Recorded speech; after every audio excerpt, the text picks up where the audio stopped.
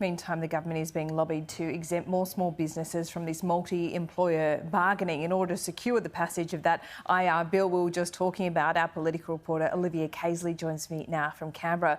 What's the latest on this? Does David Pocock want the bill to be split? He certainly does, Laura. The main sticking point at the moment is this issue around multi-employer bargaining, and it looks like Labor is going to need to make some concessions if it wants this bill to be passed by its Christmas deadline. So Industrial Relations Minister Tony Burke has confirmed that the government is open to amending the definition of a small business employer from 15 employees, but is so far resisting calls to split up the bill. So the government needs to win the support of likely kingmaker David Pocock, as you say, who wants more small businesses to be protected.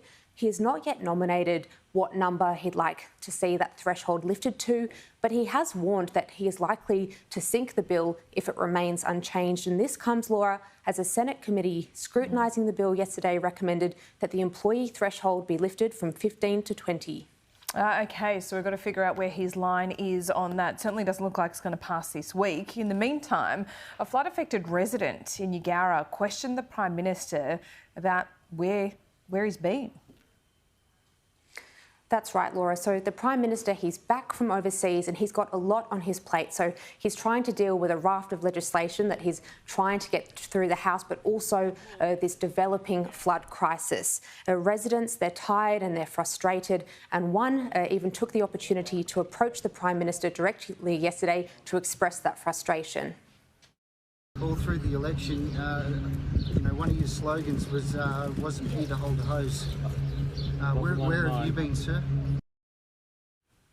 Laura, the Prime Minister seemed to handle that interaction pretty well yesterday, but I guess it speaks to the frustration being experienced by a lot of these flood-affected communities. Mr Albanese was backed up by New South Wales Premier Dominic Perrottet in that interaction, and both leaders announced $50,000 grants to support small and local businesses affected by these floods.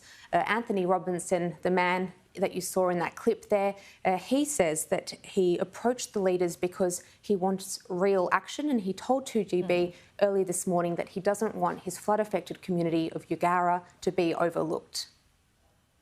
I just didn't want our town to become, just another slogan for a politician. We need help out here. We need real help. And yeah, I was just scared we were going to be used as a PR stunt, to be quite honest. Laura, this comes as Parliament passed the government's flagship childcare policy last night, which means that from July next year, childcare will be significantly cheaper for most Australian families. Olivia, thank you.